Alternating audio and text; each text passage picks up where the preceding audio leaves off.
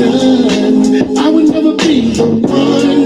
But I showed them, gave it all I had, and I waited.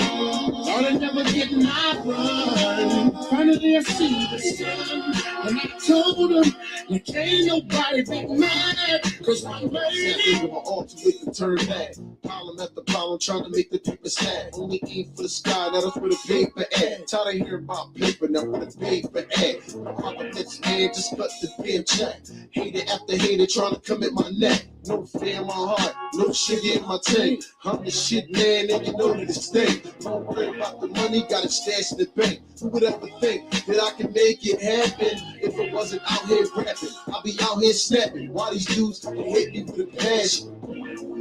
Said that it couldn't be done, I would never be the one. But I showed them, gave it all I had, and I waited.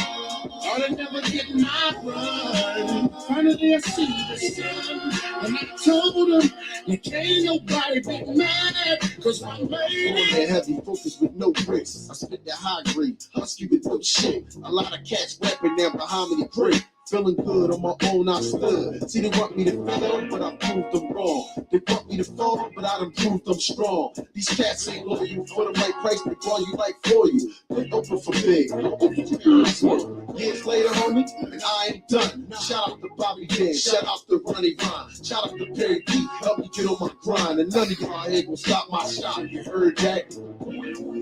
Said that it couldn't be done, I would never be the one. But I showed them, gave it all I had, and I waited. Thought I'd never get my run. Finally I see the sun, and I told them, like ain't nobody be mad, cause I made it.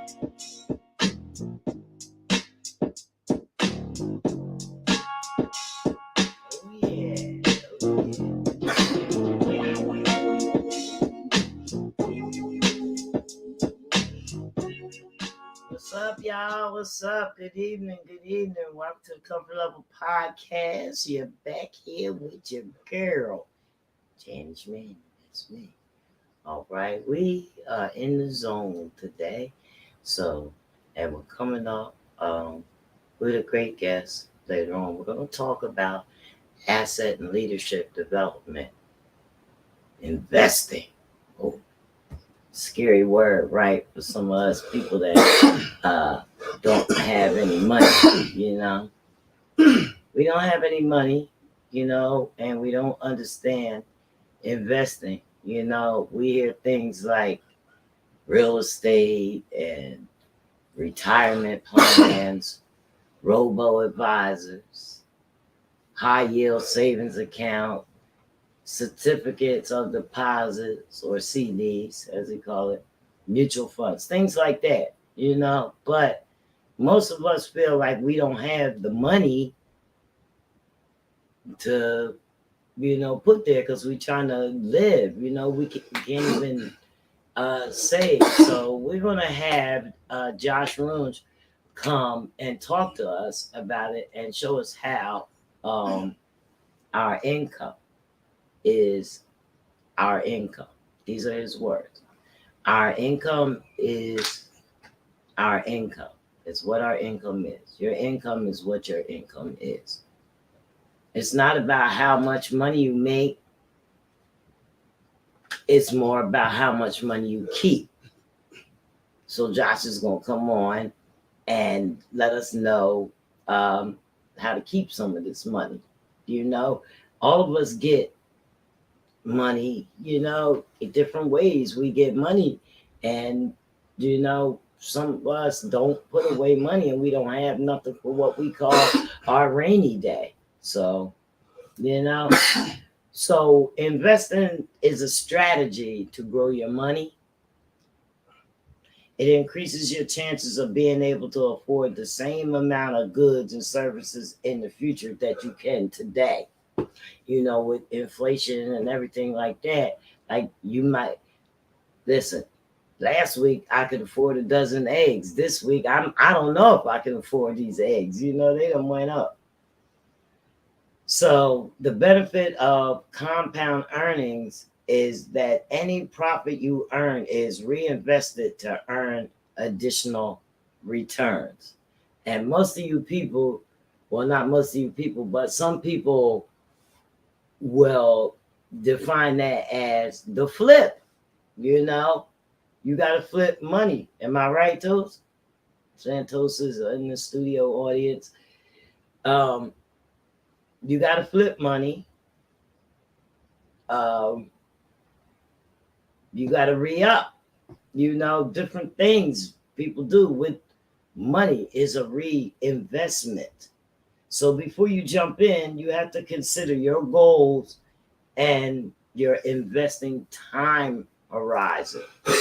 Josh is going to get in that. I'm no expert in it, but you know, from the things that I have read, you know, and then there's your diversification, you know, which helps reduce the risk in your different in your investing portfolio.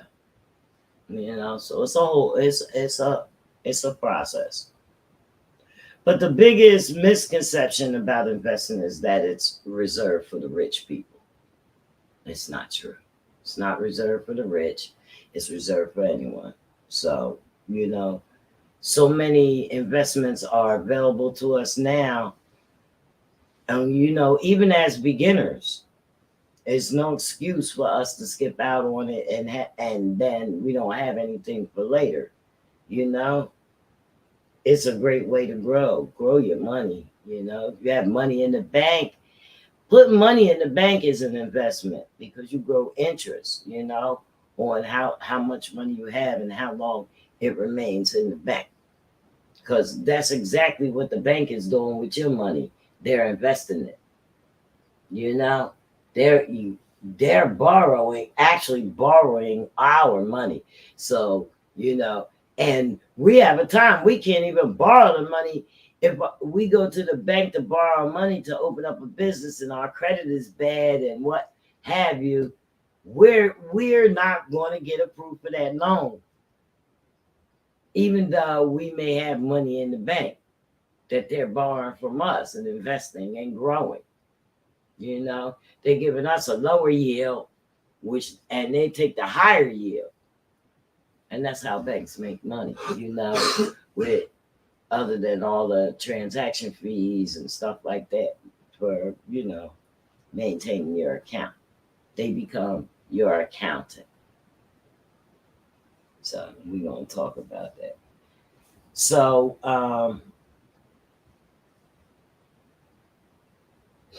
I don't know. By investing you can combat inflation, you know, because you'll have, you know, the savings and you're able to still obtain the goods and things and live the same way that you have been living. Investing helps you make money work for you because of the way it's compounded.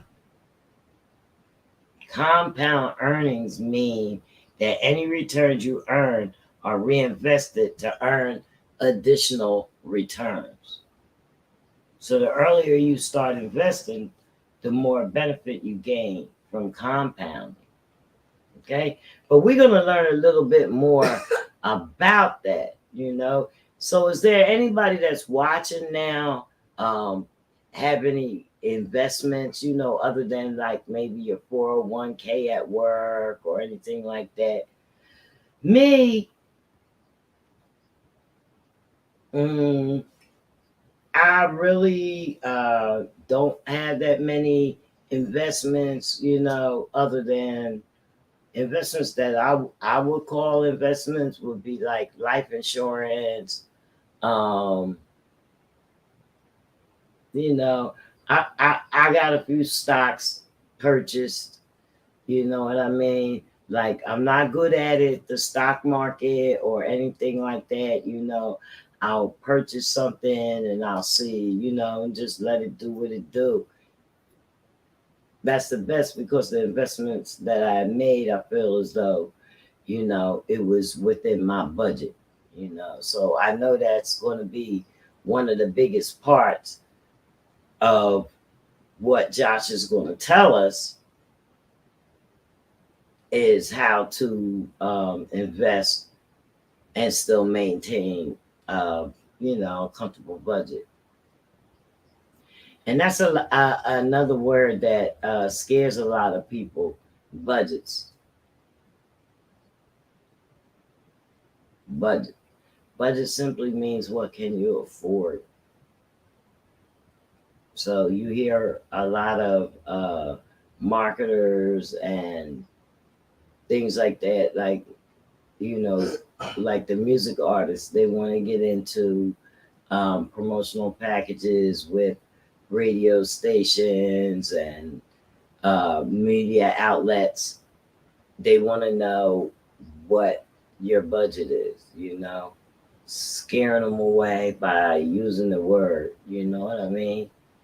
Instead of saying, well, how much can you afford to spend, you know, and how frequent is that going to be? You know, that's simply what it means. You know what I mean? How much are you going to invest in us? Because providing a service actually is the main thing that costs is the service that's provided to you. So simple. It's the same way if you have a restaurant and you want people to come there and eat or whatever, you charge a certain amount for your food because it costs you a certain amount to buy the food. So whatever you invest in your food, you need to get a proper return. I don't know. Now we can also take it to the streets. And what I mean by taking it to the streets is we have street vendors. They buy in bulk. That's an investment. Paying for license, that's an investment. Because if you don't have that license, you can't sell. Yeah, you have to invest for a vendor. Hi. Oh, are you a vendor? I say Shamiko. Shamiko. How are you? I think you're Mary Ann's niece. Yeah. Yeah. So, what kind of investments do you make as a vendor, Miss Ashburn?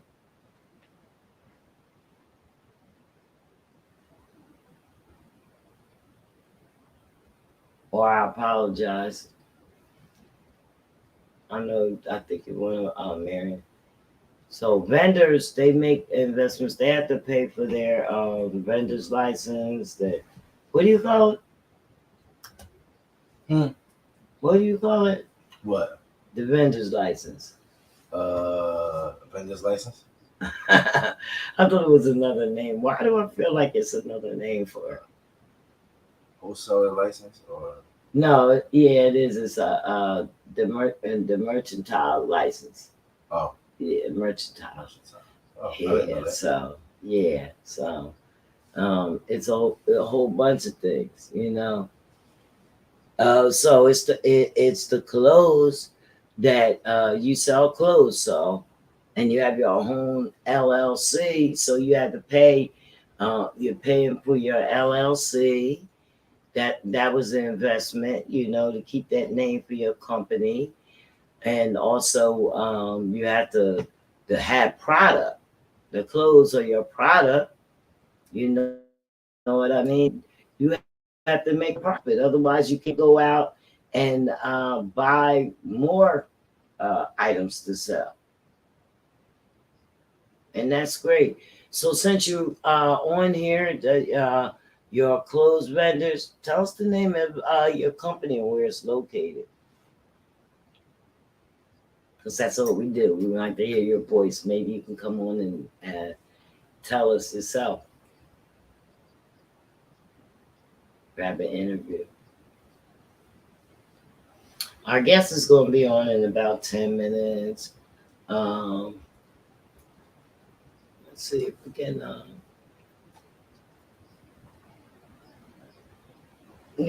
so we really focus on promoting different businesses this month.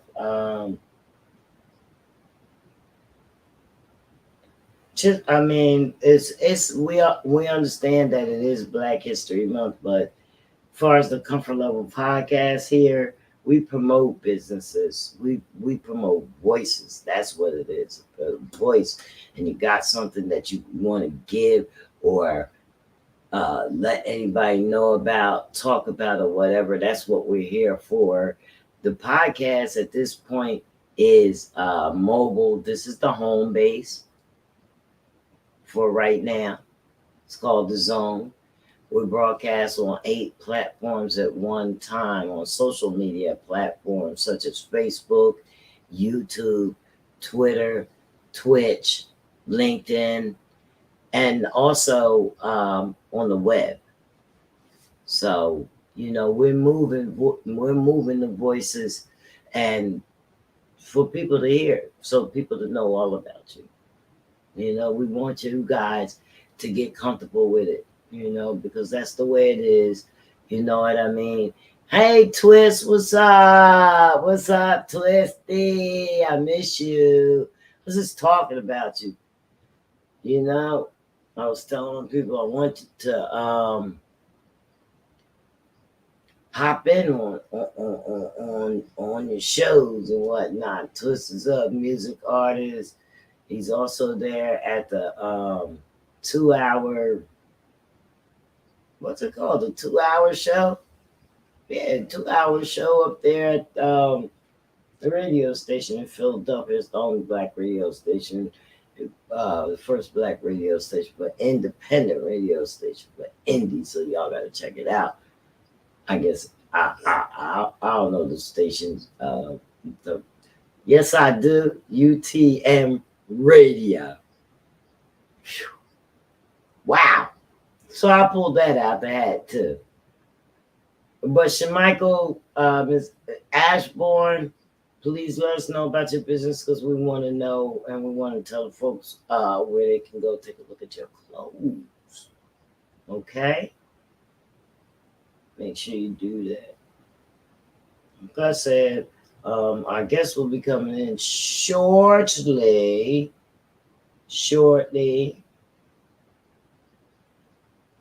What we gonna do? Toast? You got anything? We're gonna give you another track.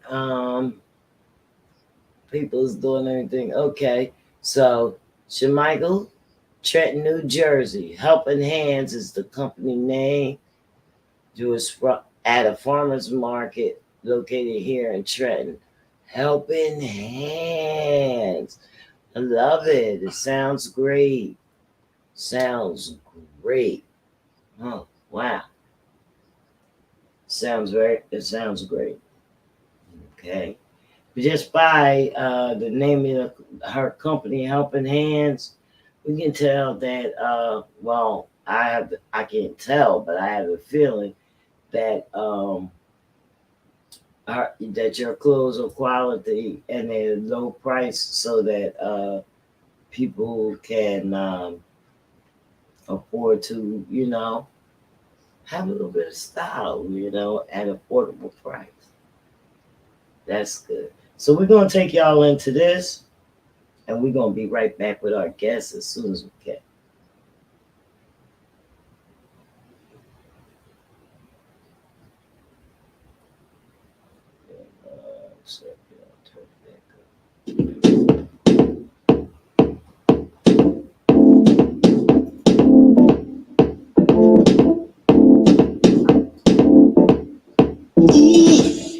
I'm on fire. My life has just begun. My only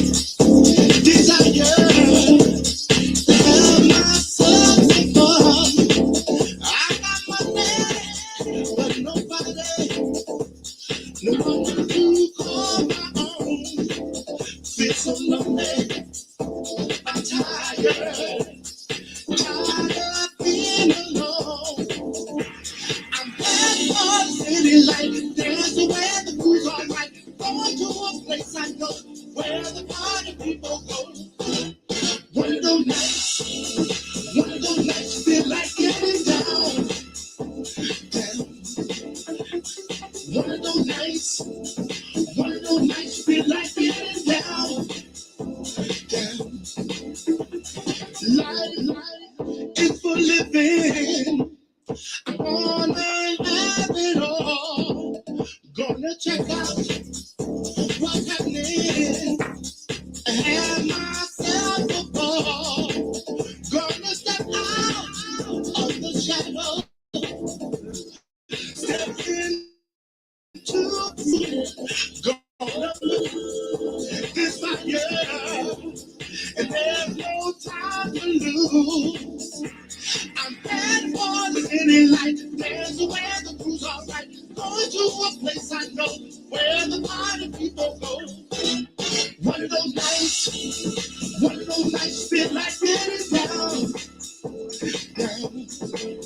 It's just one of those nights. One of those nights feel like getting down. It's just one of those nights. One of those nights feel like getting down. It's just one of those nights. One of those nights feel like getting down. Philly city lights showing me the way. Take me to the high.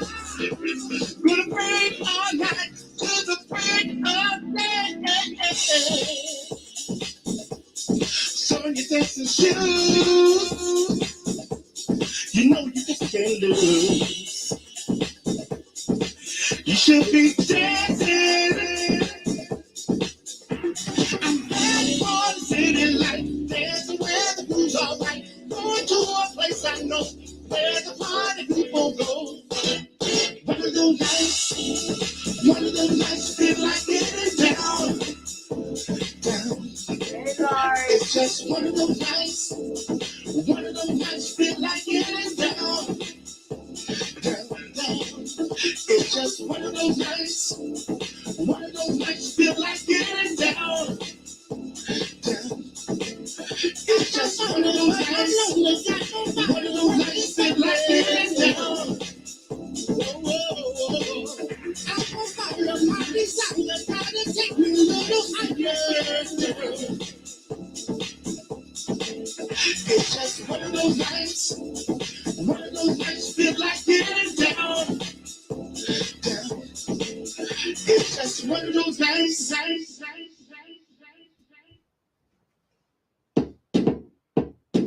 Yeah, one of them nights. Well, that's my guy, Lassiter, lead singer of the Intruders. That's my guy, Lassiter. One of those nights you feel like getting down. It's a remake of Billy Ocean's song, So it's great. Waiting for Josh to come in, just chilling. So anybody else have any investments, or we can wait for Josh to come in if have any questions that you want to ask about it. What's up, Fred? You in the building, sir? Legit. He said he checking in on travel and in transition. What's up, sir? Legit. All right, we got a lot of people checked in. We got Toast here in the studio audience. Toast, what's good? What's good? He got zero. Oh yeah, I said, what's good? I'm here educating myself. Studying the business, studying trademarking, studying financial literacy, how to really take your brand to the next level. That's all. Taking the brand to the next level, making that money work. Mm-hmm. Yeah. So basically, you saying you trying to see how you can invest in yourself. Well, your brand. What's your brand? I've been investing into myself for the last 14 years, but it's about making the right investment. It's about you know, you can invest in yourself, because that's one thing we got to teach our people with this literacy is, you know, just spending money is not necessarily all the time investing in yourself. You have to pick the right investments. You have to know how to make your money work for you. You know, in whatever lane that you're in, just study it. Study the knowledge first before you start spending the money, because when you study whatever your craft is, you know everything you need. So write it down on your paper, write it down in your books, and then keep like receipts of it. Say, okay, this going to cost this much. This going to cost this much. This going to cost this much. You know, write it down and spend all your money wisely. Make all your investments count. That's what I would say. Because I made a lot of wrong investments thinking I was investing into myself and just spent a lot of money doing nothing, running in circles. You were running circles going that way. I would say, write it all down and yeah, visualize it. Yep. Okay. So now we have Josh in the building. Josh, can you hear me? How's it sound? Danny, how are you? Good, good. You sound great. You sound great. We have Santos LB4R here in our studio audience. Okay. He's over there, you know, doing what he do. I was just asking him what he did. Oh, You know?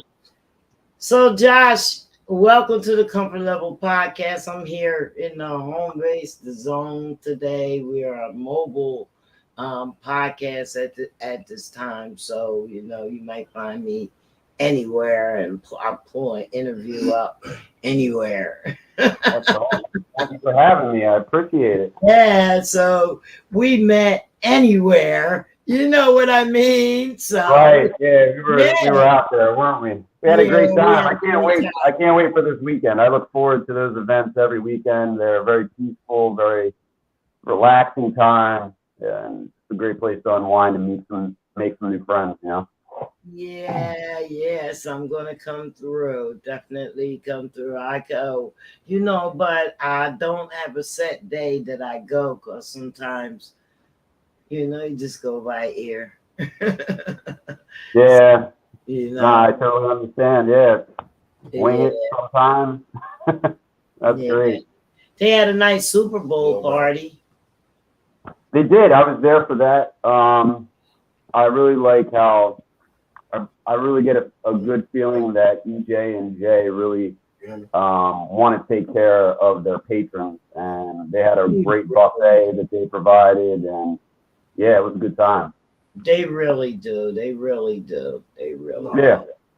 It was actually a good opportunity to meet their family too. It's one thing when you're dealing with someone, a business owner, and you only see what they're showing you, but then when you see the family show up, you see the other side. And a lot of time when you meet people's children, it says a lot about the parents. You know what I mean? So it was good to see them together like that. Yeah, well, I actually knew the family, some of the family members before all this happened, you know. Sure. So it was great, you know. It was just easy to like flow in, like, oh wow.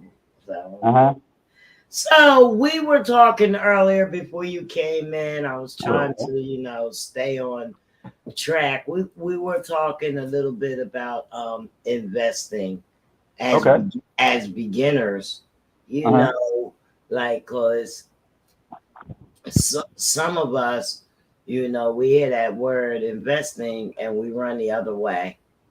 Sure. You know, or we try to invest in something and we lose our money. We don't know what we're doing. Sure. You know, so there, totally understand. There's a lot of psychology that comes into investing, and the one thing I do know is when you're dealing with psychology, you're dealing with human psychology, and you're dealing with the integration into business. There's two major forces that compete against each other, and it's fear and desire. Even to the point where if you really dial in, for those that are engaged in trading in open markets like the New York Stock Exchange or the NASDAQ, they actually have a fear and greed index that you can monitor that shows you the sentiment of overall what they call retail investors. That's what a majority of us are. We're not an institution. We're not financial planners. I'm not a financial planner. I'm in private equity. I've been in private equity now for 17 years. And got my start coming out of college just like everyone else, really not thrilled about the job opportunities that were available at the time.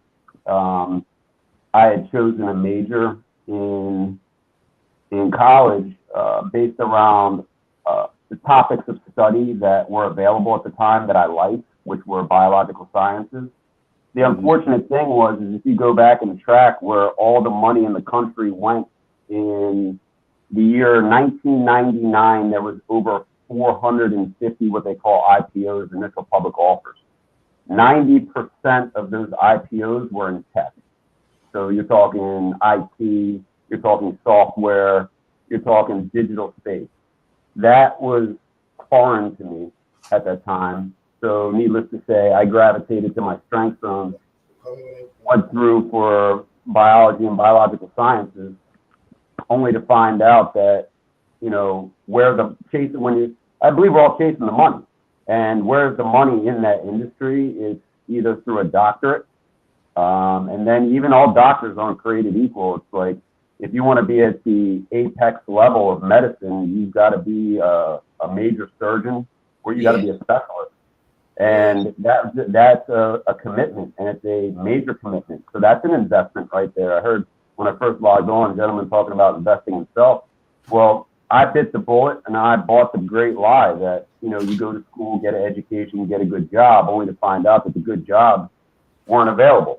So, you know, hindsight's 20/20, but we all have to roll the dice. You know, there's fear, there's an element of fear, but what enabled me to really accelerate when I started my first company was having a mentor and finding and seeking out mentorship. It did not land on my lap. And understand this to whoever's listening, it's there's windows of opportunity that are going to come across your path. And those windows aren't guaranteed. Those doorways aren't guaranteed to stay open for long periods of time. So there has to be a certain element of faith, you know, a little bit of faith over that fear. There's always going to be the fear. There's always going to be underlying element of fear. You hear Mike Tyson. Mike Tyson is great about talking about his walk to the ring. And the whole time that he's walking out and he's heading towards that ring, he said he's petrified and he's scared. But something happens when he goes through those ropes and gets in the ring. He turns into a savage. And it's like, where does that come from? I don't know. But what I do know is that when you have a good support structure and when you're getting sound information and sound data from a trusted source that has fruit on the tree, you know, don't always believe everything you hear. Investigate, dig deep, and ask a lot of questions, you know. But find somebody that's willing, you know, to at least entertain giving you their time, and don't ever be afraid to make an offer, you know, an exchange, you know, barter if you can't afford financially to get someone who's, you know, a fee-for-service financial planner. Right. So one thing I've learned, though, is that successful people want to tell their story. Successful people want to tell you how they did it. And success always leaves clues. It does. So there's common denominators against people that reach high levels. It doesn't matter what industry they're in. You can take that success principles and apply them to whatever endeavor you're doing. You know, but I heard the gentleman talk about researching and studying, and that's correct too. So, you know, you collect and accumulate a lot of data, but that data is only valuable if you put it into motion.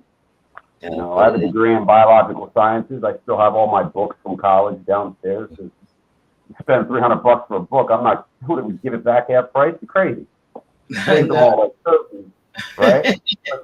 But that's an accumulation of data. There's enough data down there for you to get a degree in biochemistry and for you to get your graduate school work in molecular biology done, and it's producing no revenue. Why? Because I'm not putting it to use anymore. You know, I've gone in different directions. But needless to say, is like when you're sitting around and you're educating yourself, you have to put that potential and convert it into kinetic energy. You know, you got to get out there and you got to start networking yourself. Yeah, because I mean, you can have everything in here. You got to bring it out. Sure. You know, once you learn it, you know, implement it. That's it. Just Without a doubt. you know. You know, So is that exactly what you do as far as you know the asset development?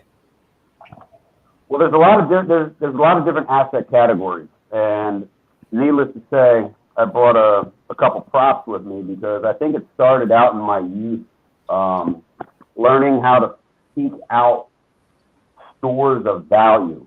And I can remember being a kid and being real big into collecting like sports trading cards, right? Mhm. And as a kid, it's just fun, you know, it's whatever. You know, it's the thrill of, you know, maybe opening a pack of cards from the grocery store or something and seeing if you get your favorite player, you know. But as you know, you start to progress, you start to find different marketplaces and start to find that people are going to actually exchange their money for these trading cards. And then you get ones that are more unique or ones that have particular players. Like I'm a big Kobe Bryant fan. So you find something that has value in the marketplace, and I have the ability to exchange this with somebody, you know, for a significant amount of money. So you learn how to invest, and I think we all know how to invest because if you're watching sports recently in Philadelphia, a lot of people invested in the Eagles, right? You invested your time. Yeah. We had a Super Bowl party, right? Jalen Hurts, Mhm. you know, big deal, great, you know, great numbers as a rookie quarterback. So it's like that is a very basic way to look at investing from an entry level. I'm a big Michael Jordan. I'm a big Kobe Bryant. I'm a big Shaquille O'Neal and Allen Iverson. Those are the people, and Dr. J. Those are the people I invest in. But if you No, had to, yeah, if you had to say though, those names are iconic names. Those names are brands. Those names yes. are successful brands, and those brands are going to last. Oh, So if I last. put my money into those individuals, I know that I may not make money, but down the road I'll at least hit a break even, right? So that's the first level of learning how to invest. I believe is investing in maybe something you enjoy, maybe a sport, maybe a hobby. My mom, if you look behind me, the artwork that's on the wall, my mom's an artist. Okay, so that is an original painting that my mother did. My mother, you can see her artwork on legacypublishinggroup.com. If you go into like Hobby Lobby or if you go into Walmart, her artwork is on, you know, stationary objects. Or they'll take that image behind me and scan it and put it on to coffee mug or a calendar or something of that nature. But that's an original. So what that is a one of one. It's unique. And I have the only copy that exists. So if somebody wants to give me money for that painting, plus the sentimental value on top of it, I can charge a premium for that. Yeah. That's a medium of exchange, right? Jewelry. If you're online, last few years, watches took off, skyrocketed. Price of Rolex, the price of Audemars Piguet. There's a new guy that came out that really took off in Richard Mille. You know, you see a lot of athletes, celebrities. There's like watches that they're paying $150,000, $200,000, $300,000 for. You know, astronomical prices. But why is that? It's a store of value. Why? It's a limited production. So you look for things in limited supply. What is the ultimate limited supply? Real estate. The house? No, the property, the land. It will never replicate itself. There will always be a one-on-one. So whenever you find something that there's limited quantity of, the value of that in retrospect to its function to people. When I say function, a piece of land, what gives it its value? It's workability. What can you do on that piece of land, right? Or is it desirable? Is it a desirable location to live? Manhattan, right? Certain areas, you know, island beachfront properties, more desirable, right? The farm that we were hanging out on, it's got functionality. It can grow crops. It can produce revenue, right? It can host events. You can do things workable. You can do things with it. So ultimately, real estate is something desirable to own. Why? Because when time comes for you to part, you'll at least get your value back. I always struggle when I hear people say that real estate is an investment, only in certain circumstances. So the house that I'm living in now, I could say, oh, well, that's my investment. True. But if I need money, let's say I need a surgery, let's say I need something significant, and my investment's in my house, how do I get my house? You gotta put your house up so you can pay. Right, I gotta move. I don't want to move. That takes a lot of energy, and that takes money, right? And that's another thing too. When I make that statement, I also always try to let people understand exactly what is money. If I ask you, Jenny, what is money, what would be your response? What is money? What is money? Paper? Well, other than paper, is like it's the liquid that we use to obtain. Without money, we don't get shit.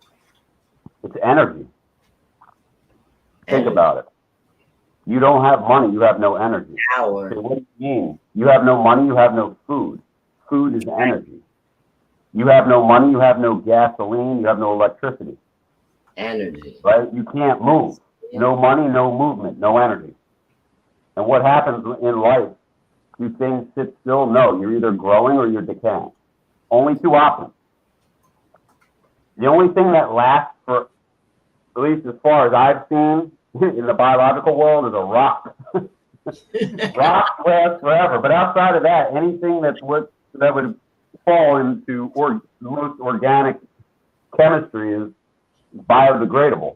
It's gone. It's gone. So we're constantly seeking energy, right?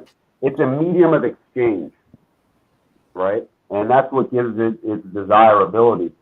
So you may say, if I showed you $100 bill, you would say, okay, that has this value to it. A lot of energy. But if I showed you a bar of gold, you would say that has that value to it. So if I showed you a $100 bill and $100 worth of gold, and you were hungry for food, what would you use to purchase food? The gold or the dollar? And the dollar. You use dollar. Why?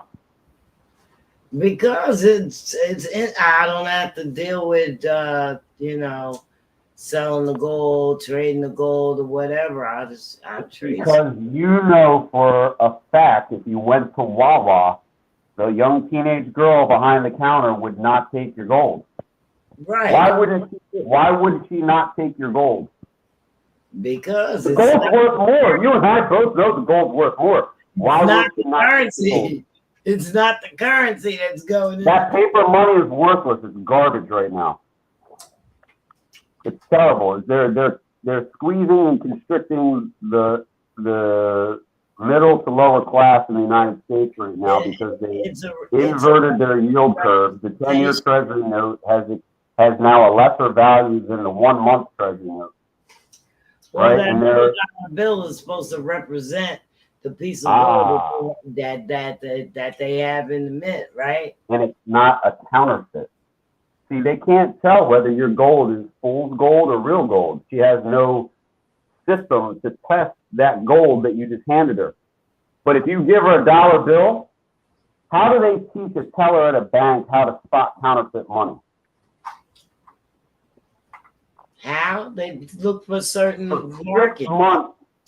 For 6 months, all they do is put real money in your hands. And then after 6 months, what they'll do is they'll give you a stack of real money and they'll slip a counterfeit bill in there. And the texture, you'll immediately feel it and recognize that this is not real. Yeah. And if you were to give an individual a large note, because a bill is actually a note, It's a Right. treasury note, Right. So they'll actually have a pen or something that they can put on there. So they have a real easy, simplistic method to test whether that medium of exchange is legitimate, real, complete. And that right there is why crypto in the form of Bitcoin. Now, I'm not going to say anything about cryptocurrency because cryptocurrency, there's only one that matters, and it's Bitcoin. Bitcoin is not cryptocurrency. Bitcoin is digital gold. Bitcoin is digital real estate, and Bitcoin is digital energy. Okay? Cryptocurrency, I'm not going to go into cryptocurrency any further than that. The volatility is way off the charts. And because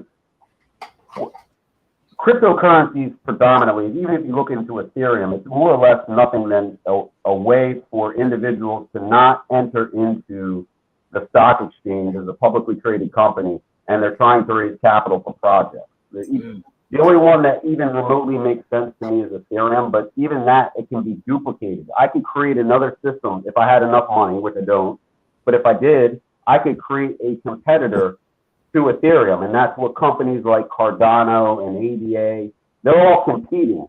But to me, that makes sense. You want something that's uncompetitive, like there's no competition. And that comes through the Bitcoin protocol, and I recommend everybody going in and studying that, because when you go back and you read the white papers by Satoshi Nakamoto, it's an ingenious concept that man has been struggling with, because who controls the money, aka energy? A group of people, these elites at the Federal Reserve, and God knows who else is really running the show. It's obviously not the guy, the commander-in-chief. They've made that apparent to us, right? And then all of a sudden, they just decide to play God. They decide to shut the world down for whatever agenda they had. And in order to keep us from going into chaos, they recklessly print $6 trillion, more than all the money that's ever been printed up to that point ever combined. Right. And instead of it being out there, Danny, instead of it being, you see the number here, it's 8 of 25. Instead of now us having $1 trillion, which is a number that you can base the value. I give you 20, you have an idea of what it's worth. Why? Because you've been living in this life where there's a certain amount of this paper money, and we all have an understanding of what $20 got us, and then all of a sudden they throw $6 trillion out, and now it's like we don't know what it's worth, but we know it's worth a lot less. They diluted the value. Yeah. And go look at what Lebanon did. The country of Lebanon last week devalued their currency over 90%. Imagine waking up on Monday and looking at the bank account, and you had $100 in the bank account and 90 of it's gone. Who took it? The government did. That happened last week in Lebanon.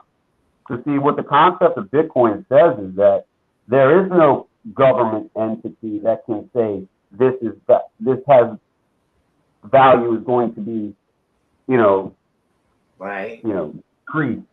Because Bitcoin, there's only 21 million of them, and that's it. And there's impenetrable. And Bitcoin is going through a halving. So if you look at the price of Bitcoin over the past 30 days, I'll tell you, I think it's up 30 some odd number percent in 1 month. So imagine if you had $1,000 and you bought $1,000 worth of Bitcoin, you would have a 30% increase in the value of that currency in 30 days. It's not bad. So Josh, if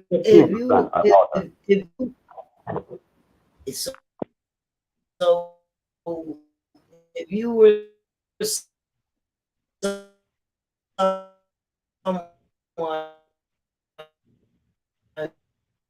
who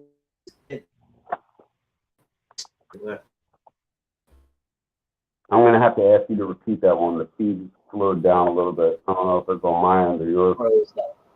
A second. What would you suggest that they they would start with. I mean, they've been working, you know, just I don't know. I would say living from paycheck to paycheck. They do have a 401k and and just Well, the first, well, we're talking about assets. So we're going through different asset classes. We talked about, collectibles, things of value, jewelry, things of that. We talked about, you know, digital stores of value. That's what Bitcoin is. Another asset class is stocks. Okay. Investing in companies. So what's the first thing you do when you decide that I want to invest in a large publicly traded company? I recommend you walk around your house and look at whatever there's a lot of in your house. Like in my house, there's a lot of Kellogg's cereal. So we obviously believe in Frosted Flakes at my house. I'm going to tell you that right now. Okay. So what I would do is I would go and I would look, is there a possibility for me to purchase share of stock, common stock in Kellogg? And there is. You can do like that. a light bulb. You can't see me over here. It's like a light bulb coming on here.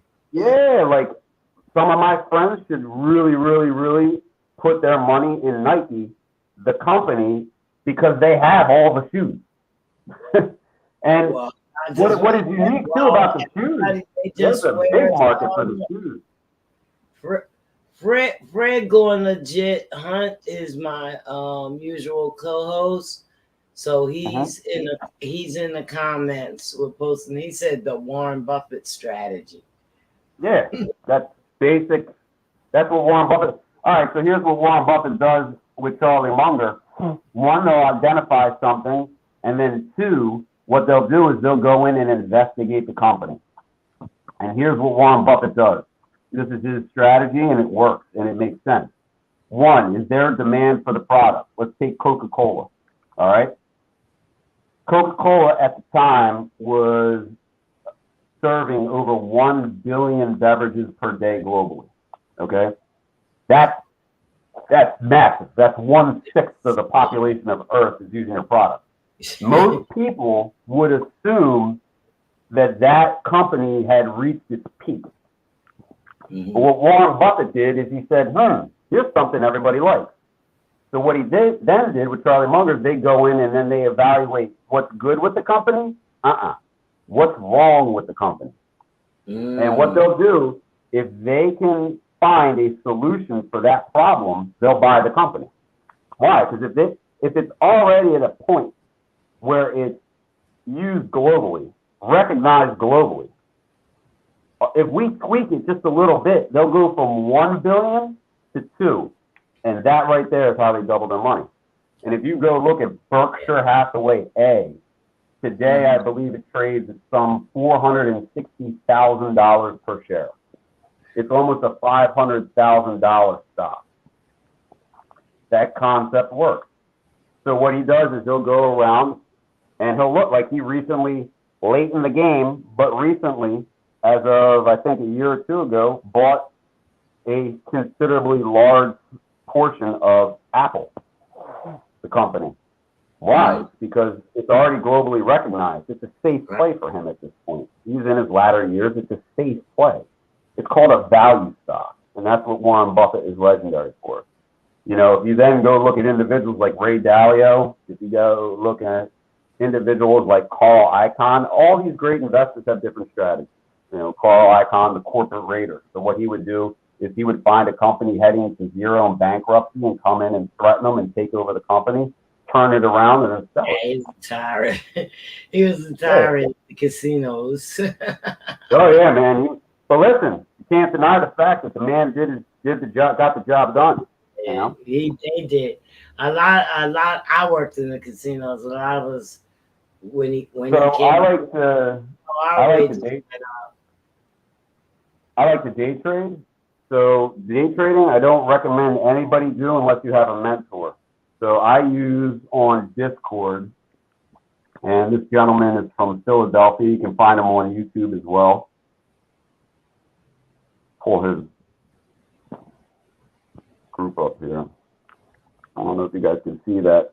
Traders helping traders. Oh, The yeah. gentleman's name is Pete DiCarlo. And what he has is he has an entire course for free. I recommend everybody take his course. The kid has got an amazing thought process. And he has an entire course on investing, from options trading, which I recommend you don't do unless you take a course, all the way to what I do. I personally, the format of trading on the market that I do is called swing trading, where I buy whole shares of companies that I believe in that have high volatility, like Tesla. Right. So like in the past couple of days, Tesla's been on a bull run. So while it's running up, put my money out of Tesla. Let it run. Yeah, I have an affection for Tesla, because my method of investing in companies is a leadership perspective. Because I'm a firm believer in, you could have what Mr. Wonderful in Shark Tank calls poo-poo on a stick, right? But if you got a good leader, he'll sell that poo-poo to everybody on the planet Earth. Wow. Right? So when the head is right, the body follows. So organizations that are led by a good leader will always beat a company that's, got been around longer or popular or has more money, and that's Elon Musk. He came into an industry and is slapping everybody in the face twice. And all they're seeing from Elon Musk is his rear end as he pulls away. And it's because it just came out today, and I can send you a copy of this, but what a lot of people don't know is Elon Musk is arguably the most humble billionaire you'll ever meet. And we could talk about his living quarters, which is a house that's relatively half the size of the one that I live in now. He's sold all of his real estate. He's mission oriented, and he just donated, because it's called I think it's a 10-4 filing from the SEC, donated 11 million shares of Tesla to charity. Damn. That's $2 billion he just gave away to a charity, undisclosed. Not his own, like Bill Gates. Bill Gates is slick. Bill Gates developed the Bill and Martha Gates Foundation, of which he donated. He pledged to donate all of his money to his own charity. Interesting. So basically, he's found a way. Bill Gates has found a way, and everybody's like, "Oh, Donald Trump didn't pay taxes." You think Bill Gates is paying taxes on money he puts in his own charity that he manages? Like, come on, dude. Come on, the guy's slick. I'm not hating on him. I'm not hating on him. There's other ways to go about not paying taxes, and that's the way that I go about it. You want to know how I do it? I started a franchise when I was in my early 20s. I started a software-driven consumable goods distribution system, a platform that at one point pre-COVID, we had 475 franchisees. Wow. COVID was great because what it did is it pruned out those 475 down to about 300 even, and our volume doubled. Damn. But what did that do? That gave individuals the ability to own their own franchise, their own business. It was low capital intensity, and if you are evaluating businesses, you need to understand how to evaluate business models. Okay, every business model is different. Every business model is designed to succeed. It's like a play in football. I equate a lot of my business experience to when I played sports. Right, when I played football, every play was designed to work.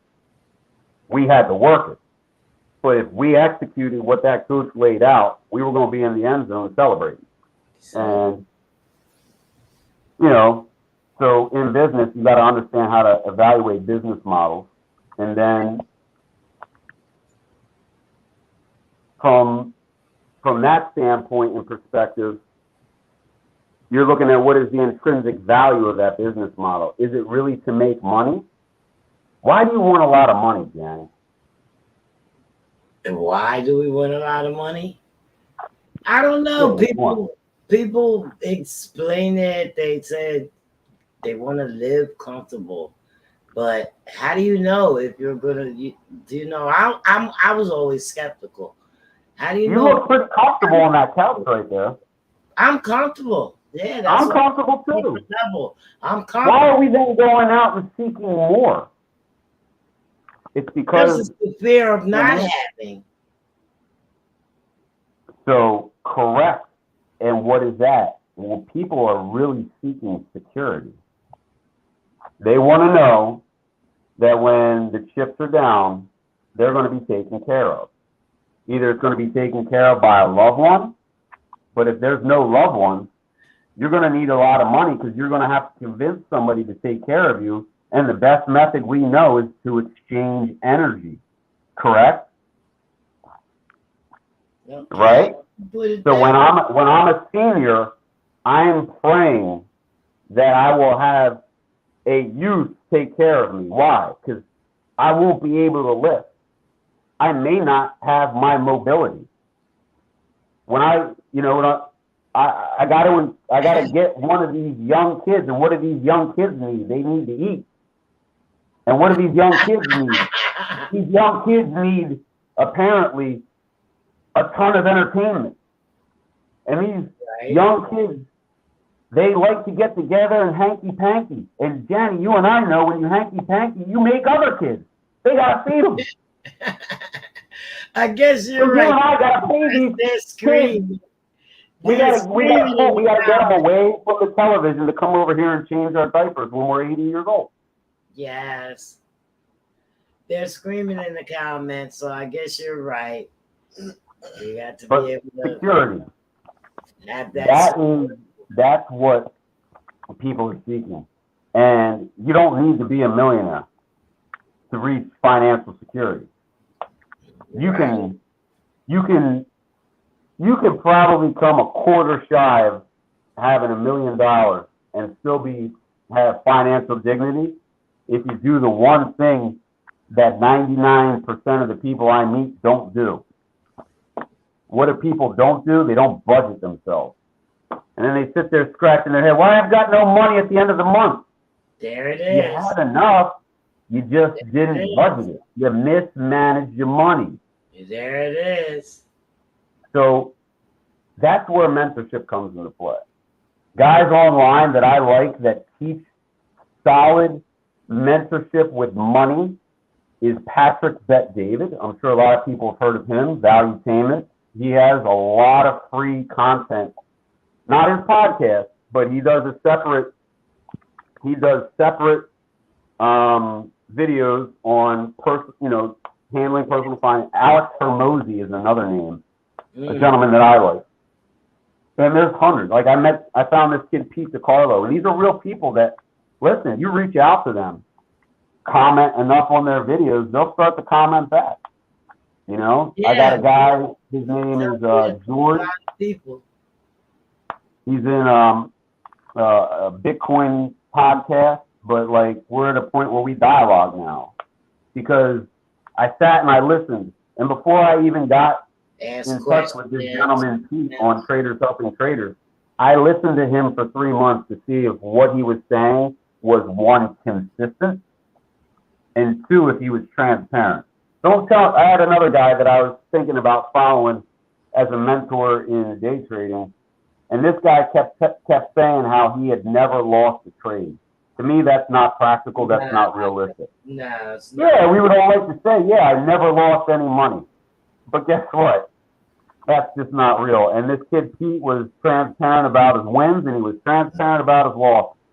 And he's smart and he's disciplined, and he doesn't trade with all of his money. He trades with a rational percentage of his money. I don't trade with all my money. I trade with a percentage of my money. And to be honest, the bulk load of my money, I have a professional investor that handles that. But I like to stay in the game because I'm not going to let this guy take advantage of me from my ignorance of not knowing how to trade. If that makes any sense. Yeah. You know, you hear a recent story of Asafa Powell. I mean, not Asafa Powell, Usain Bolt. Usain Bolt, fastest man in the world. No one ever beat him. Unbelievable. I don't know how many Olympic medals he won, but he won all of them while he was racing. He never lost. Never lost. Accumulated a $10 million net worth in his career just for running 100 yards. Mm. And his money manager, who he trusted, a family friend, took all of his money, lost all of his money. He's now broke. He's in court trying to fight for whatever he can get left. I'm not going to let that happen. Kevin Garnett, NBA, $77 million was stolen from him by his money manager. You want to go and you want to find somebody and you want to investigate them. You want to find out their track record. And then on top of that, you want to find out if they operate under what's called compliance. You want to make sure that somebody's checking them. Checking the checker, you know? It's always the checker. Yeah. And see, I learned that from watching my dad give a family friend, gave him like $50,000 and the kids blew it on personal stuff. Luckily, he was doing it under the Merrill Lynch name. So don't just go to a brokerage and assume that the guy, like, hey, if I'm going to Merrill Lynch, this is the stuff I should have done when I was dating girls. I should have investigated girls more often. Let me talk to your family. Let me see where you came from. No, we just run right in. Oh, you like me? All right, great. Oh, you work for Merrill Lynch? Great.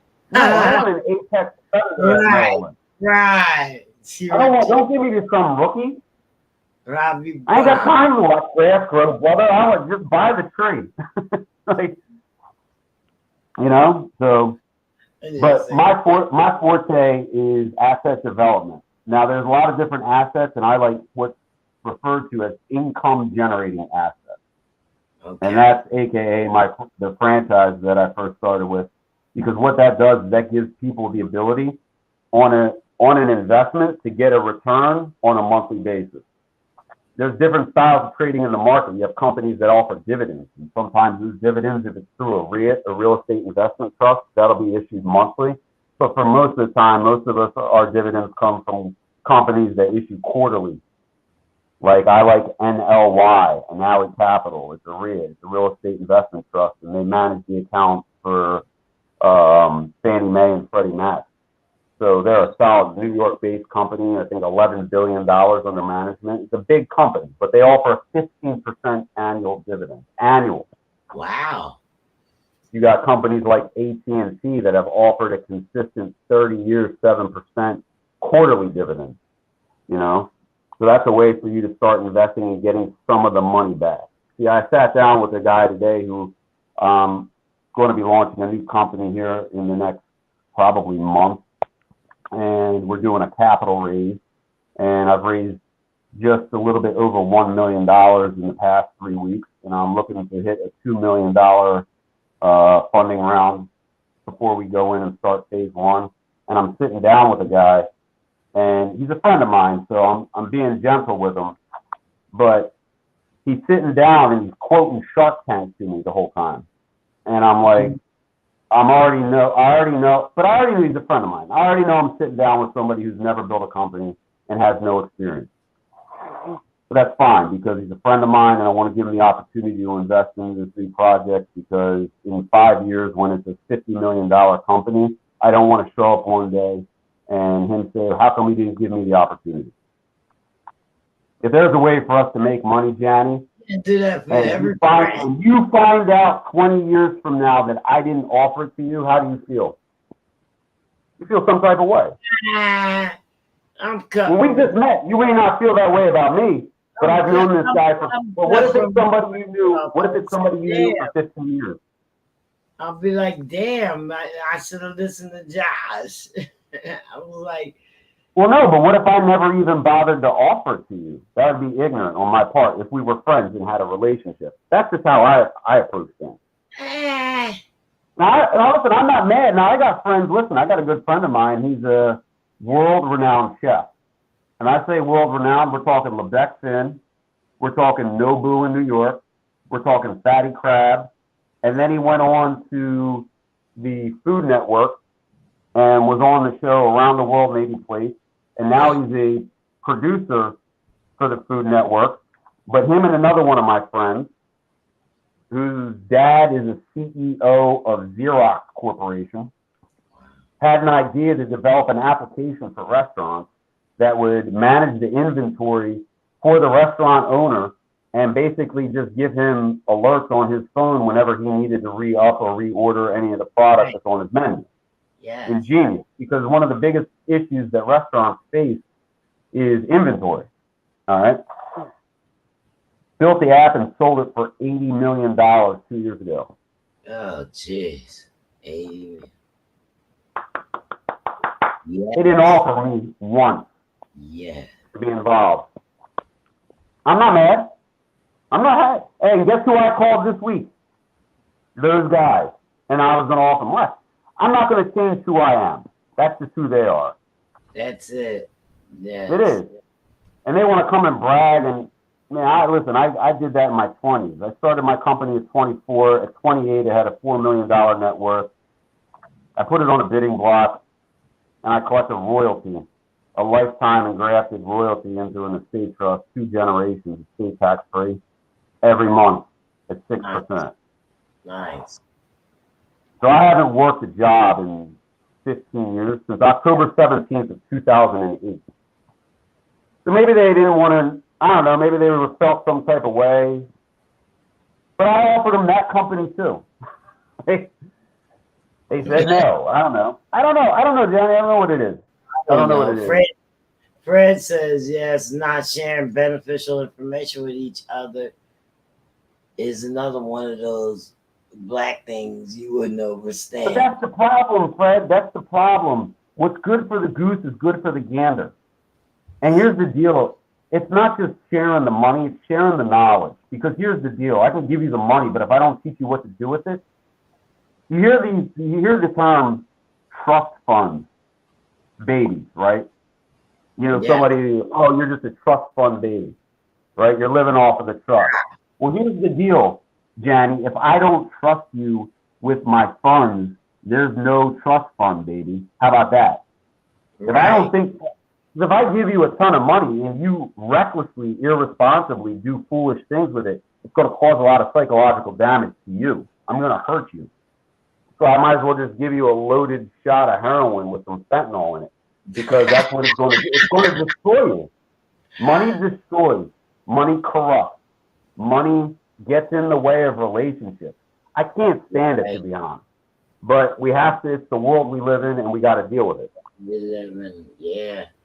You know, like they always say that money is the root of all evil. It's been said. And it's like, but here's the deal: money can do a lot of good. Money can be beneficial. Remember, it's energy. We have to live. We need money. So what we need is the energy to raise our financial IQs, and that goes back to what the gentleman said earlier, was investing in self. So there's got to be a certain amount of personal development, and in my companies that I own, I don't force mandate, but I highly recommend that everybody be on what's known as a CEP, continual education program. Reading, listening. You know, you can tell a lot of people if you ask them and pull up their YouTube account and just see what the algorithm puts up. If you look at mine, it's going to be a lot of investing, a lot of leadership, a lot of positive reinforcement. I like people like Tony Robbins. I like people like Les Brown. I like people, you know, that speak positive, you know, but speak the truth too, because sometimes we don't want to hear the truth because the truth hurts, but sometimes we need to get a checkup from the neck up. You know, I see these kids at the gym. They spend all this time, you know, working on getting strong and this and that, and they're mental midgets. And they wonder why they don't have money. It's because they don't raise their financial IQ. Why would I give you responsibility that you can't handle? See, I believe in God. That's my spiritual higher power. And everybody I believe should be connected. Those are the 3 biggest topics in life: faith, family, and finance. The problem is that somebody said, hey, listen, the mass amount of people don't care about those 3 things. They care about governance, entertainment. What else does society care about that they have no control over anyway? You know, and here's the deal. If they had their faith, family, and finance in order, it would solve the governance problem, regulation, you know, entitlement. It's like, it's unfortunate. And to see what the NEA has done to the public school systems is atrocious. Yeah. And I don't want to get into that. But listen, here's the thing. It is now heir apparent that your secondary education does not have to be done at a collegiate institution. It can be done on YouTube now. It can be done on Discord. It can be done by meeting somebody and hooking up and creating partnerships. Right? Exactly. That's it. Exactly. And it's like, We're all responsible for this you ourselves. can't go around and say you believe in God and then go and prejudge somebody. Exactly. Because if you believe in God, that God created you, he also created that person across from you. So that means he cares about that person across from you as much as he cares about you. And that's why I chose, the faith and the background of Christianity. Why? Because it says, first commandment, love God. Second commandment, love your neighbor as yourself. Imagine if everybody did that. No. It's like what Bob Marley said, one love, one heart. Let's get together. You know what I'm saying? It can't be like that. Selected few. Friends, exactamundo. That's it.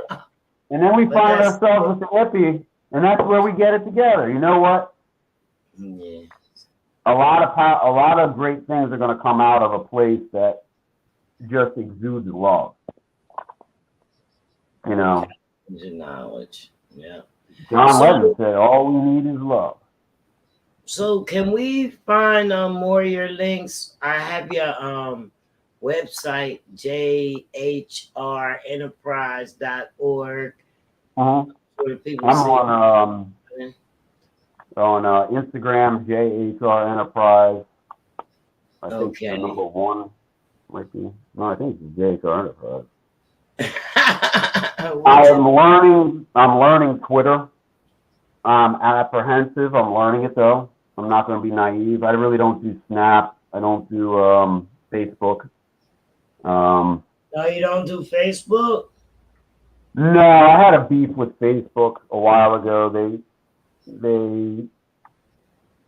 I was running the page as JHR Enterprise, and but I was posting a lot of my personal family photos on the one page. Like I didn't have multiple pages at the time.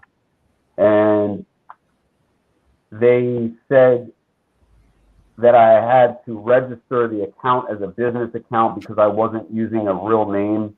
And they locked me out. And they locked me, and this is back in like 2012. So like we didn't have expandable memory. We didn't have gigabytes, So I would use Facebook to store my photos because my phone kept running out of memory space. Well, they locked me out and I never got back in, so I've been mad at them ever since. But I mean, I'm on Instagram and they own Instagram, so. No, wow. I said Facebook is killing. So you're on JH. Well, that's another thing too, is I am really going to have to bite the bullet, and I don't want to say bow down to Facebook, but if they go Web3, that's where everything's moving. And Web3 is very, very interesting and scary at the same time. Right now, we're communicating on Web 2. So this platform that we're using is Web 2. And Web 3 is the metaverse. And when you talk about the retail applications for my franchise, it is unbelievable, the possibilities.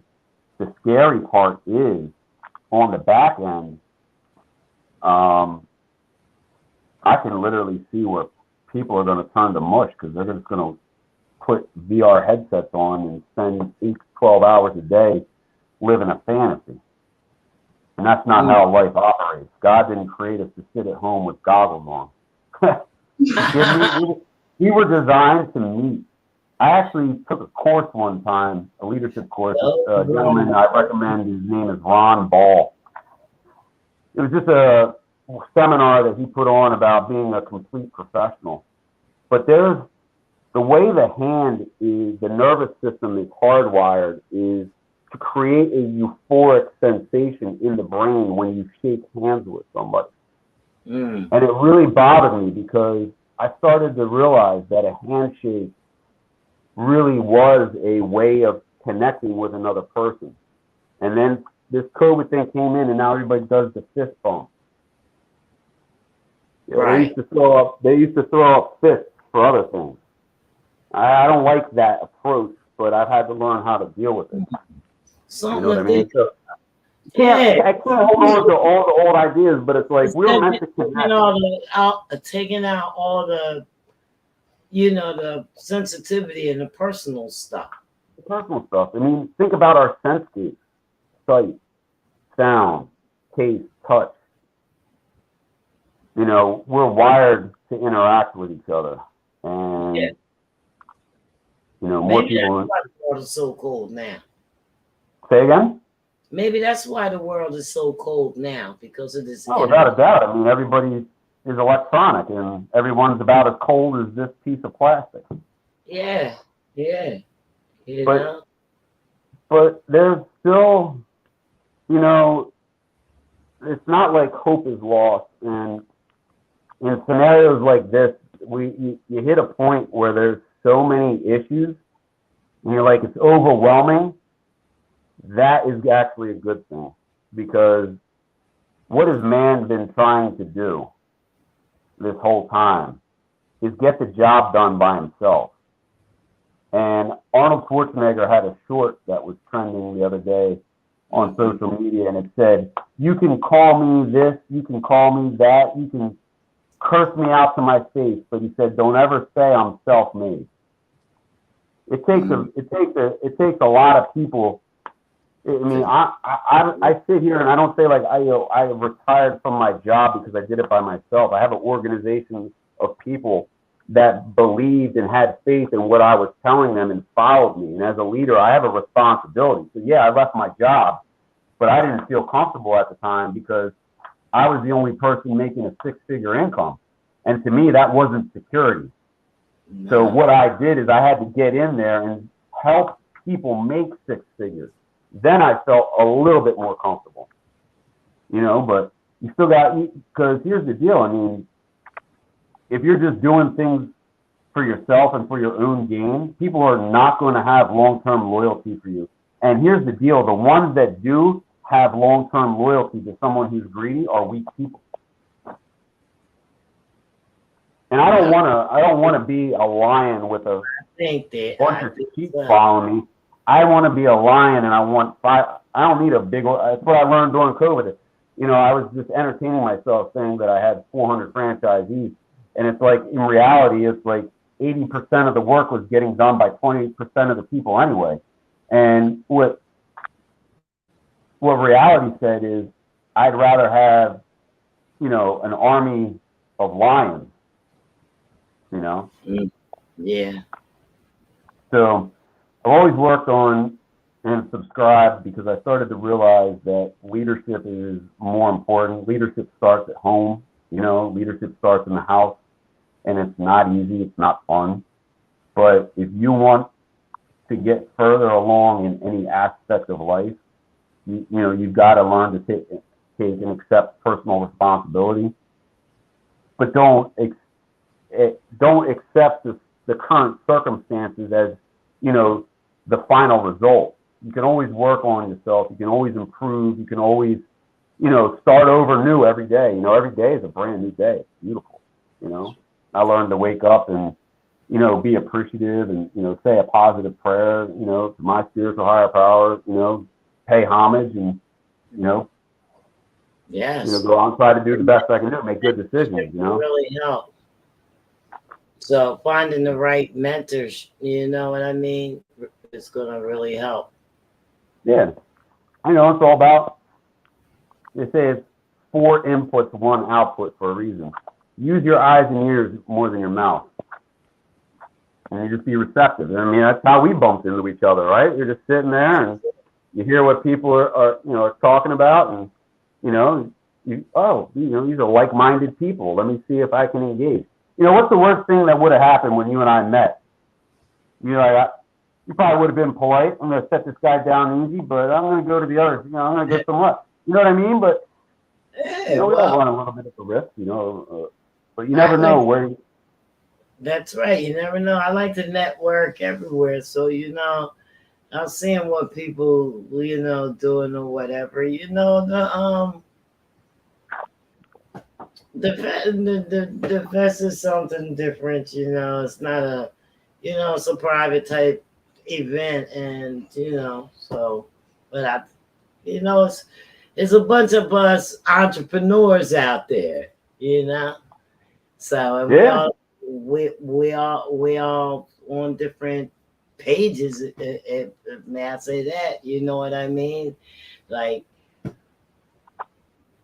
who knew that you were into the things that you're into, Josh? You know what I mean? yeah. I mean, And you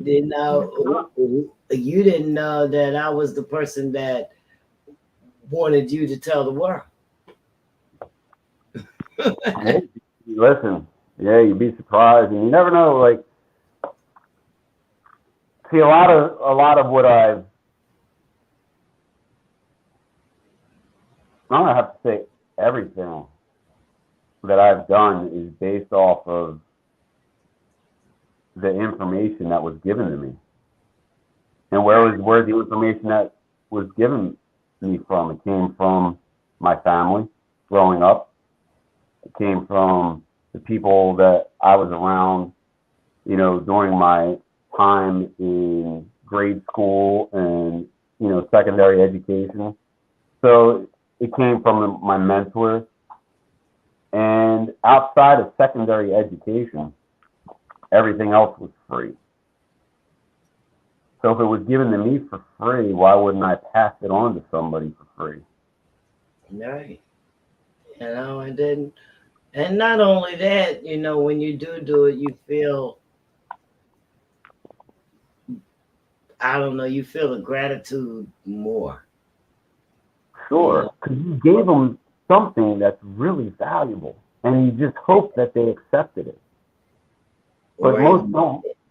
or But we even don't need a lot. You just need to make sure that maybe 1, 2, or 3 people catch did. catch the You know, wave. Yeah, that's it. That's that's it. it. What That's they it. say, well, like the events that we go to on the weekends. Imagine if everybody just brought one new person every week. Exactly. You understand how big that would be? Just Huge. one. Just share it. I shared it. I shared it with 3 people today when I was at the gym. Huge. Huge. And It's huge. it's adding, and it's a good environment. So where do people like to go? To a good, positive environment. Nobody goes and runs The into music's negative. great.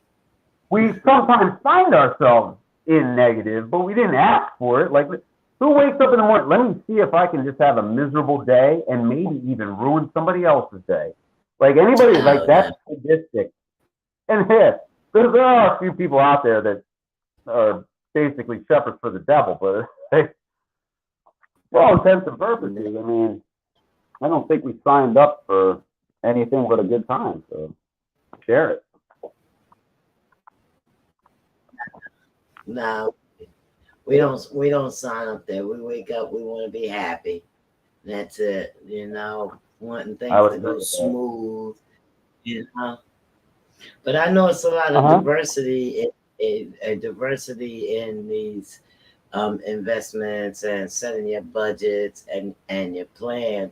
So I know you gave us some information to go to YouTube and different stuff, listen, learn, study, and implement. So I mean, as we're approaching, so is there anything else that you would like to say? I mean, I think we covered a lot of ground, and I mean, I hope I Right. added some value to the people that hear this, and I hope they can take a piece of it and apply it to their life for personal gain, and then pay it forward. I would always recommend you know, being if you find something that works, broadcast it, because maybe it can help somebody else out as well. I like that. I really do like that because I've always lived by that. Folks, this is Josh. How do you say your last name? Last name, I pronounce it Runge, but Runge. it's spelled. There's a professional baseball umpire that apparently has the same last name, and he pronounces it Runge. Okay. So we have Josh in the building.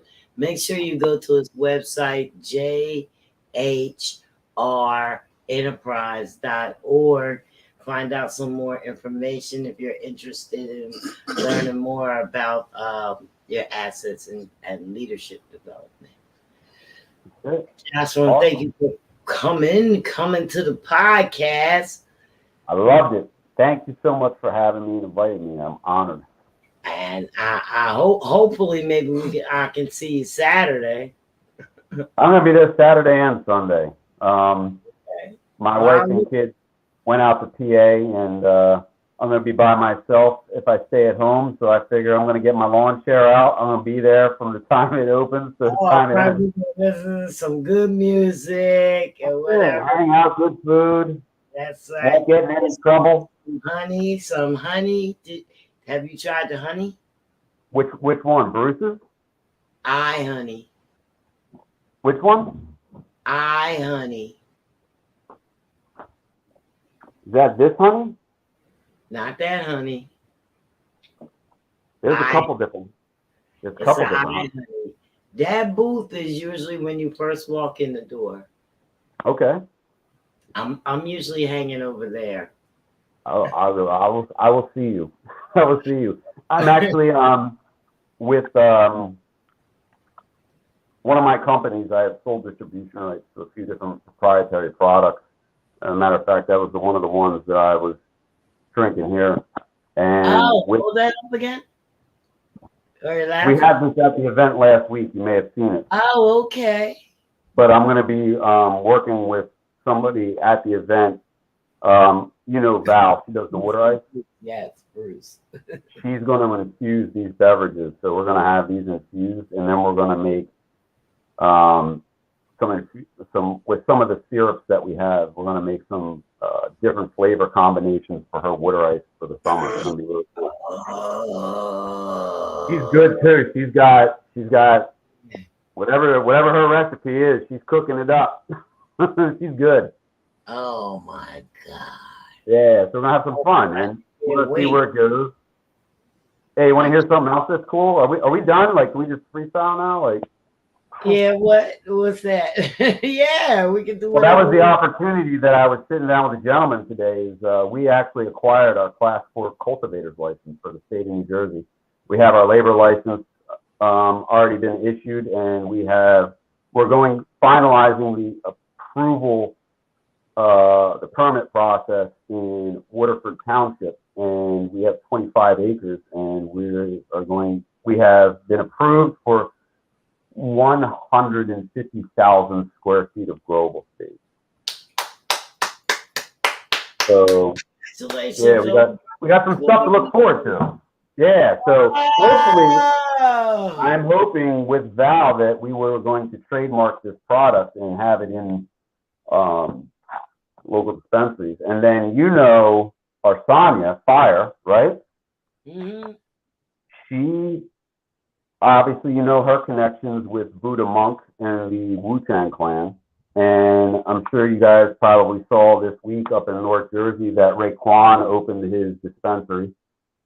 And they want to have a proprietary Wu-Tang strand grown for them. And we are going to be happy to do that with them if we can get everything finalized. So that's possible. That hasn't, but which is really cool. I've been on a couple Zooms now with Buddha Monk, which is really neat. Yes. And I was like, you have to know, like, back in like the late 90s when I was in high school, like, your music is what made us win football games, brother. I was like, We had the Wu playing in the locker room. We go out there and just get it on. You know what I'm saying?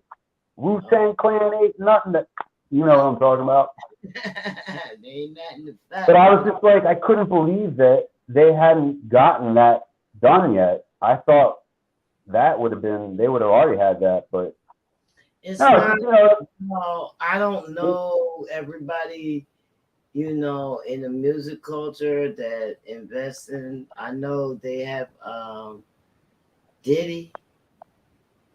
P. Diddy, he invested some in there, and Freeway, Ricky Ross, he's been doing this for a while.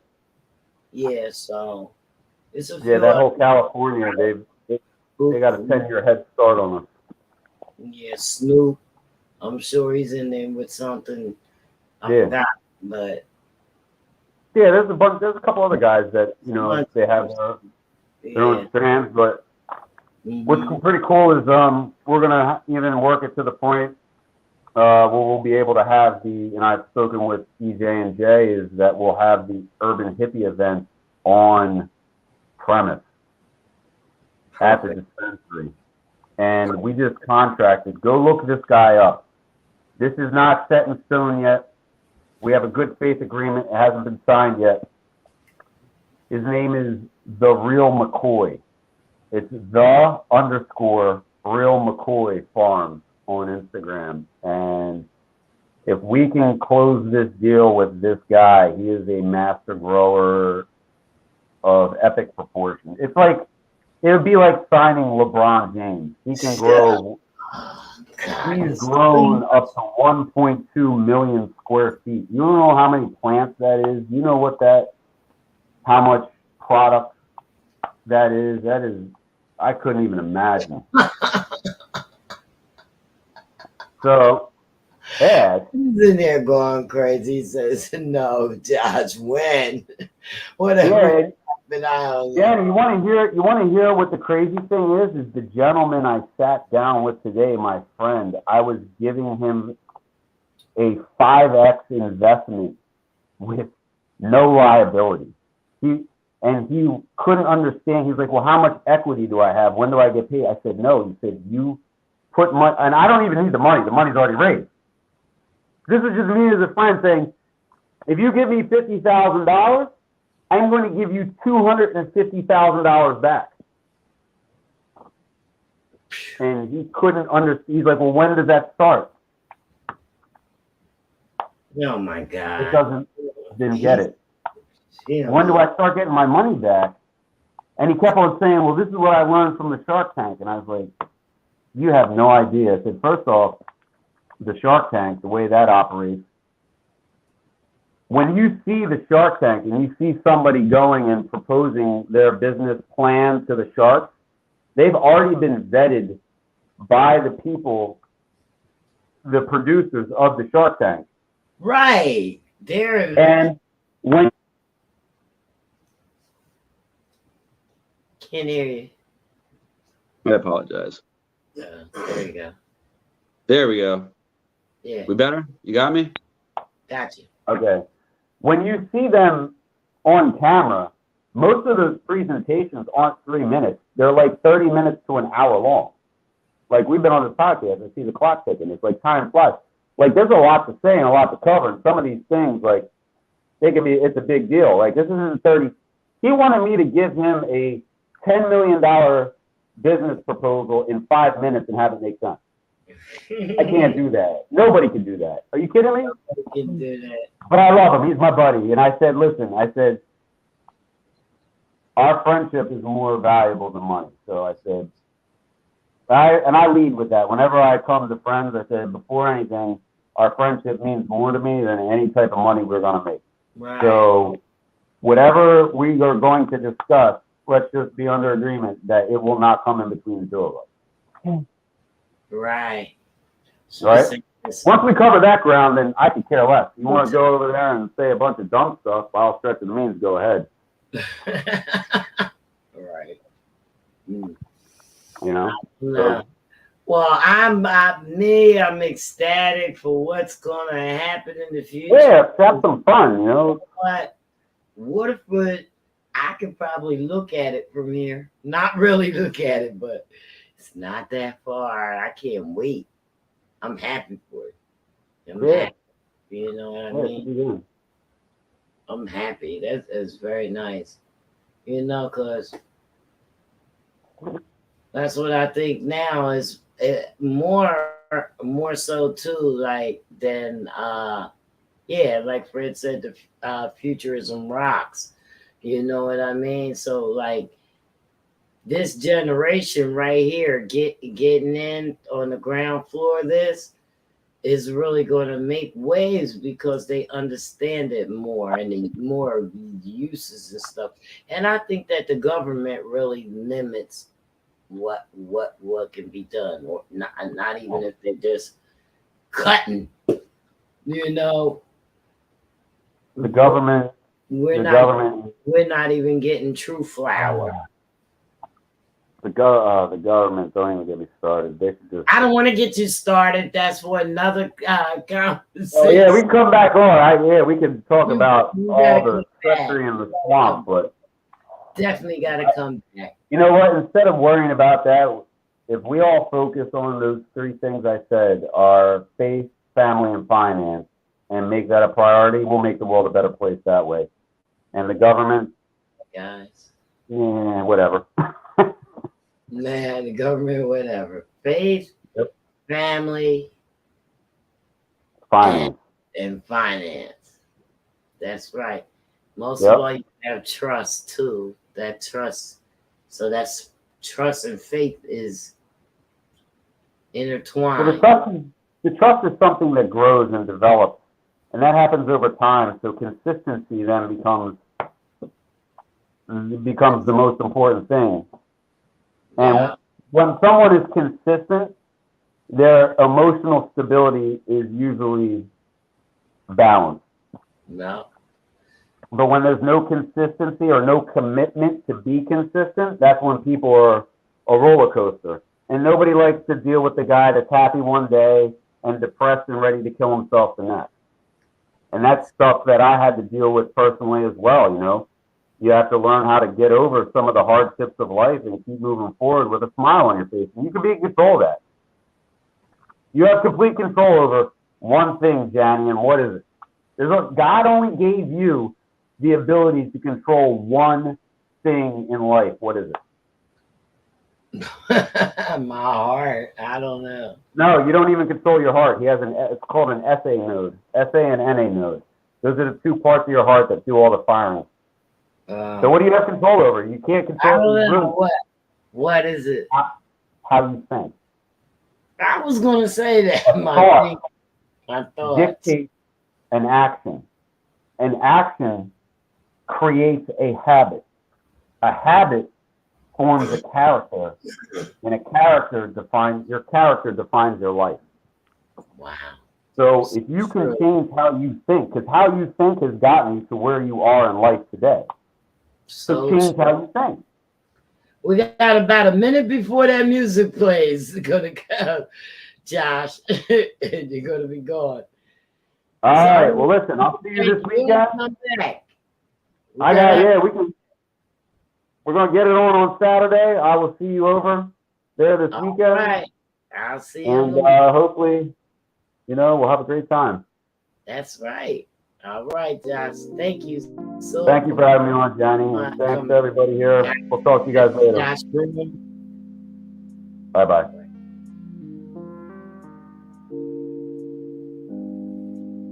Guys, that was Josh Room with jhrenterprise.org.